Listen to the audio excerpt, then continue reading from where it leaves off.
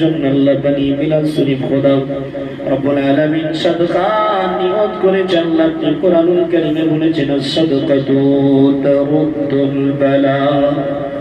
আল্লাহ আপনি সাদকা ওসিলায় বালা দূর করেন, সাদকা ওসিলায় আল্লাহ আপনি বিপদ মুসিবতকে আল্লাহ আপনি দূর করে দেন খোদা রব্বুল আলামিন। আল্লাহ ভাই জানেন আল্লাহ হাত বড় হয়ে গিয়েছে গো খোদা, বিপদে মুসিবতে বিবারের মধ্যে আছে আল্লাহ।